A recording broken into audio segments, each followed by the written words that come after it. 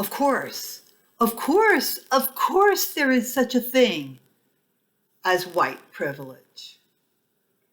Hello, this is Plain Jane in my own home in rural Virginia, and that's what I'm going to talk about today.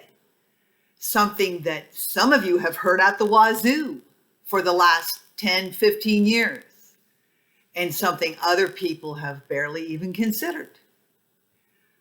All right, yes, there is such a thing as white privilege. Collectively speaking, white people as a group have had advantages that other people didn't have. That's hard to dispute. On the individual level, however, it's very easy to find non-white people who have more overall privilege than some white people do.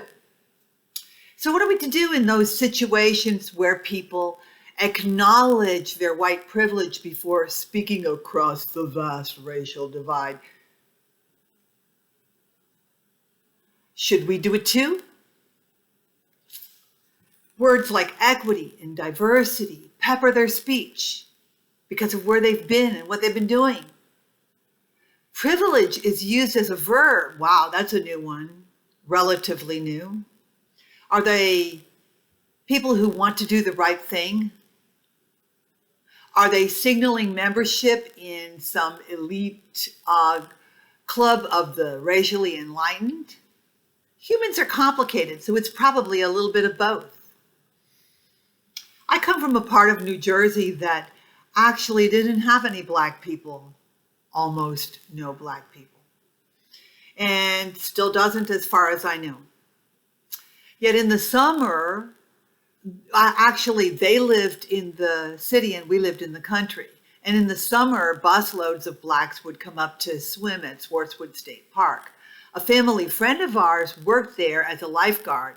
And when someone asked him how he looked at that or if it bothered him, he said, "Nope, it keeps the bigots away." Great line, Jim. Point is, not all white people grow up privileged relative to neighbors or people around them who lack those privileges. They're not in an environment that privileges their whiteness. There, I used it as a verb. Fast forward to my first sad witness of racism and white privilege. As a 14-year-old member of Future Teachers of America, I observed a kindergarten class in the school that I had attended. Now, remember, school segregation was not legal anywhere in the United States in 1968, let alone in New Jersey. But the teacher who hosted me was from Tennessee, where they were still dragging their feet on that issue. And throughout the day, Mrs. G kept a petite black girl separated by a few feet from the rest of the class. I remember them sitting here at tables like you do in kindergarten, and her reminding this girl that she belonged over there. There she was, with her hair neatly braided, ready for school, ready to learn, and there I was, knowing that this was terribly wrong. Now, did I tell the principal, who probably already knew about it because she probably did it at lunch too? Did I tell my supervisor of FTA? Did I tell my parents or anybody else? No, no, and no. Was I responsible for that?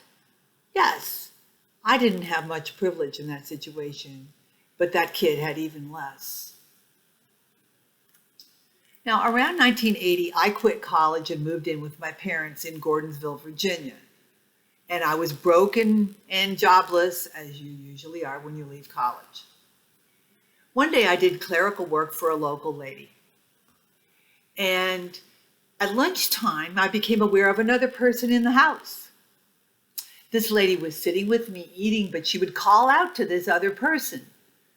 And I kind of wondered about it, but I decided that this person was probably black, and this lady was one of that breed that doesn't sit down to a meal with a black person and is proud of it. Am I reading too much into the situation? I don't know. Don't really know. When I finished college in the mid-'80s, I got a job teaching here in Fluvanna County. And I went apartment hunting. Now on the phone, this lady dripped warmth as she lined up an interview and chance for me to see the apartment, because people around here know that the school is the main employer and you have a regular paycheck enough to pay the rent. So they like to rent to teachers. When I showed up with my biracial son, her attitude got immediately frosty. The temperature went.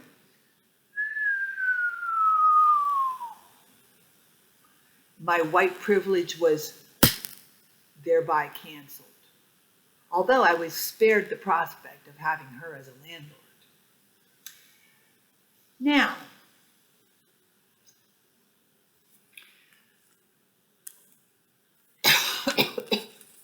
excuse me, as individuals, we may have been benefited from past inequalities. Of course we have. Everybody has. But it's hard to know who, what, when, where, and to what extent. And they will tell us that, oh, that doesn't matter. You still benefited. You still have white privilege. But I say we can only be responsible for what we knowingly participated in, for what we said and did. And people who have cooperated with racist systems need to repent, which means to turn away from it, even if that means giving up a little bit of privilege. And they can turn away is the meaning of repent. They repent before the Lord, who has promised to wipe the slate clean. They should ask forgiveness from those individuals they have wronged, if that's still possible. To bear privilege as a vague burden that needs to be acknowledged in certain situations is to buy into the collective version of things. And it's to follow a script that someone else wrote. Confessions of inherited guilt for slavery, for Jim Crow, for redlining or systemic racism or whatever you have, those things are relatively meaningless and they're too easy. Now, if you acknowledge privilege that you knowingly benefited from, then you are doing something brave and meaningful. Don't carry guilt around for something that is outside of you and beyond you. Why would you do that? Don't be manipulated by those who tell you what to say and when to dance. But if you've got something on your chest, get it off. Whom the Son has set free is free indeed. John 8:39. Until next time.